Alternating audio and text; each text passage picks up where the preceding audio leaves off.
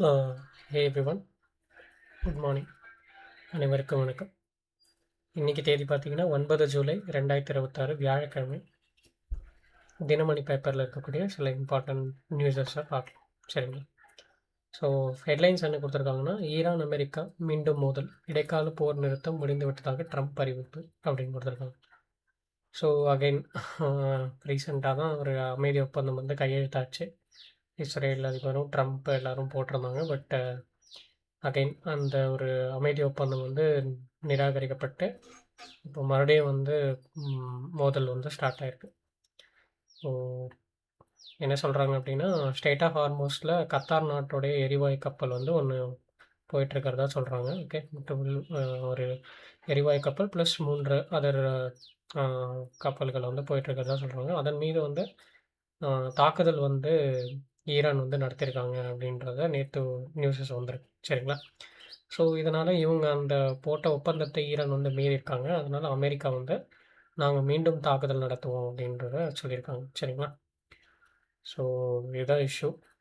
Again Trump என்ன சொல்கிறாருன்னா, இந்த மாதிரி ஒரு போக்கு கடைப்பிடிச்சிட்டு இருந்தாங்கன்னா நாங்கள் போட்ட அக்ரிமெண்ட்டை வந்து பீஸ் அக்ரிமெண்ட் வந்து நாங்கள் இது கேன்சல் பண்ணுறோம் அப்படின்றத சொல்லியிருக்காரு. ஓகே, இப்போது பார்ப்போம் அடுத்தடுத்து என்னன்னு சொல்லிட்டு.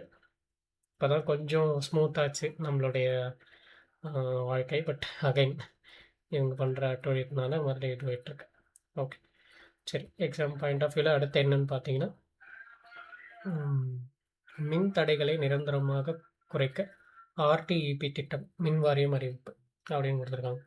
ஸோ ஆர்டிஇபி அப்படின்னு என்ன அப்படின்னு பார்த்தீங்கன்னா, repeated tripping elimination program. Okay, அதாவது ஒன்றும் இல்லை. ஒரு சிட்டியில் ஒரு பகுதி இருக்குதுன்னு வச்சுக்கோங்களேன். ஸோ அந்த பகுதியில் அடிக்கடி மின் தடை ஏற்படுது அப்படின்னு ஒரு புகார் வந்தால் அங்கே போயிட்டு அங்கே இருக்கிற ரூட் காஸை ஃபஸ்ட்டு அனலைஸ் பண்ணுவாங்க. சரிங்களா? மின் வாரியம் இந்த திட்டத்தின் கீழே. சரிங்களா? ஸோ ரூட் காஸ் அனலைஸ் பண்ணி சப்போஸ் அங்கே ஏதாச்சும் பழுதான பொருட்கள் இருந்திருந்தாலோ, இல்லை கரெக்டாக இல்லை வேறு ஏதாச்சும் ஒரு இஷ்யூ இருந்திருந்தாலும் அதை கண்டினியூஸ் மானிட்டரிங்கில் போட்டு அந்த ஒரு பகுதியை வந்து கண்டினியூஸ் மானிட்டரிங்கில் போட்டு லைக் ஏதாச்சும் ரீப்ளேஸ்மெண்ட் பண்ணணும்னா பார்ட்ஸ்லாம் ரீப்ளேஸ்மெண்ட் பண்ணிவிட்டு ஒரு கண்காணிப்பிலே வந்து 24/7 கண்காணிப்பிலே வந்து அந்த மின் நிலைய ஊழியர்கள் வந்து பணியாற்றுவாங்க அப்படின்றது தான் இந்த ஆர்டிஇபியோட ஒரு கான்செப்ட். சரிங்களா? ஸோ அதான் இங்கே கொடுத்துருக்காங்க.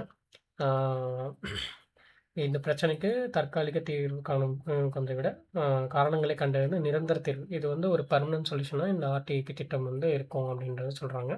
ஸோ இது வந்து ஒரு 6 மந்த்ஸ்க்கு. ஓகே, கடந்த 6 மாதங்களில் அடிக்கடி மின்தடை அதிகமாக ஏற்படக்கூடிய பகுதிகளை கண்டறிந்து அதை ஒரு ரூட் காஸ் அனலைஸ் பண்ணி ஓகே அங்கே என்னென்னலாம் இம்ப்ரூவ் பண்ணலான்றத ஒரு ஸ்கெடியூல் மாதிரி பண்ணி அனலைஸ் பண்ணி இம்ப்ரூவ் பண்ணுவாங்கன்றத சொல்லியிருக்காங்க. சரிங்களா? ஸோ இதான் இந்த திட்டத்துடைய நோக்கம். ஓகே, ஸோ ஜஸ்ட்டு தெரிஞ்சுக்கோங்க என்னன்னு சொல்லிட்டு. ஏன்னா இது நியூ கான்செப்ட், இது ஆல்ரெடி இருக்கிறதா. பட் நம்ம இப்போது மறுபடியும் ஒரு பேச்சு வழக்கில் இது வரும், நியூஸஸில் வரும்போது கண்டிப்பாக இதை பற்றி கேள்விகள் வர வாய்ப்பு இருக்குது. ஓகே, சரி. அடுத்து வந்தோம்னா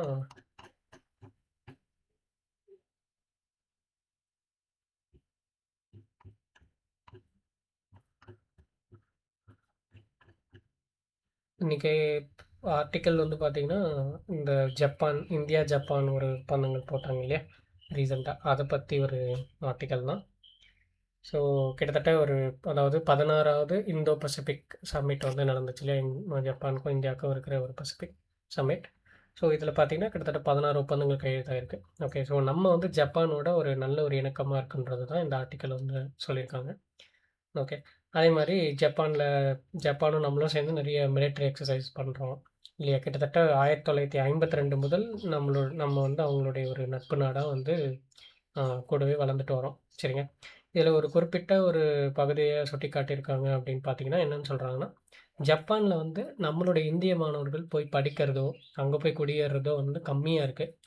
ஸோ இதை வந்து கொஞ்சம் இன்க்ரீஸ் பண்ணணும் அப்படின்றதை பற்றியும் இங்கே வந்து சொல்லியிருக்காங்க. ஸோ மோஸ்ட்டாக நம்ம இந்திய மாணவர்கள் எங்கே போவாங்க, லைக் ஹையர் ஸ்டடீஸ்க்கு பார்த்தீங்கன்னா எதிர் அமெரிக்கா போவாங்க, இங்கிலாந்து போவாங்க, இப்போது சிலர் ரஷ்யா போகிறாங்க இல்லையா, ஆஸ்திரேலியா போகிறாங்க. ஸோ அந்த மாதிரி போகிறாங்களே தவிர அப்புறம் மிடில் ஈஸ்ட் கண்ட்ரீஸில் போய் செட்டில் ஆவாங்க, துபாய், கத்தார் அந்த மாதிரி.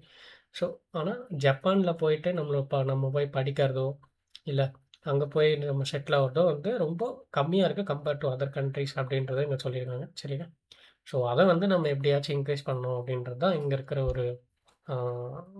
ஒரு விவாதமாக இருக்குது. சரிங்களா? ஸோ ஜஸ்ட் தெரிஞ்சுக்கோங்க என்னன்னு சும்மா ஒரு டைம் ரீட் பண்ணி பாருங்கள். சரி, அடுத்து வந்தோம்னா இந்தோனேஷியாவில் சாரி இந்தோனேஷியாவில் பிரம்மாண்டன் கோயிலை புனரமைக்கும் திட்டம் பிரதமர் மோடி அதிபர் பிராபோவே தொடங்கி வைப்பு. ஸோ இந்தியா நம்மளுடைய பிரதமர் வந்து இந்தோனேஷியாவுக்கு போனார் இல்லையா? ஸோ அங்கே வந்து நேற்று வந்து பார்த்திங்கன்னா இந்த பிரபானன் அப்படின்ற ஒரு கோயில் இருக்குது. சரி, ரொம்ப பழமை வாய்ந்த கோயில். பல நூற்றாண்டுகளுக்கு முன்னாடி ஒரு இந்திய ஆர்கிடெக்சரில் கட்டப்பட்ட ஒரு கோயில். சரிங்களா? ஸோ இதை வந்து பார்த்திங்கன்னா நேற்று நம்மளுடைய மோடி அவர்கள் பார்வையிட்டிருக்காங்க. ஓகே.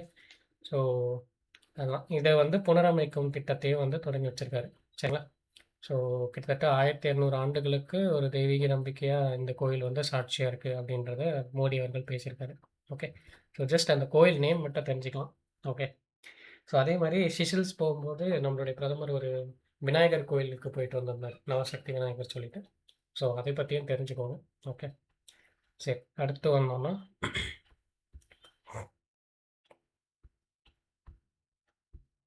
வட மாநிலங்களில் சரியான மழை. குஜராத், மும்பையில் பார்த்தீங்கன்னா. ஸோ பார்ப்போம் அடுத்து நமக்கு என்ன வரப்போகுதோ என்னன்னு தெரியல. ஓகே, கடைசியாக பார்த்தீங்கன்னா வாட்ஸ்அப் மூலம் புறநோயாளிகள் சீட்டுப்பதிவு 22 மாவட்ட அரசு மருத்துவமனையில் அறிமுகம். ஸோ நம்ம ஒரு 2-3 டேஸ் முன்னாடி பார்த்துருந்தோம்.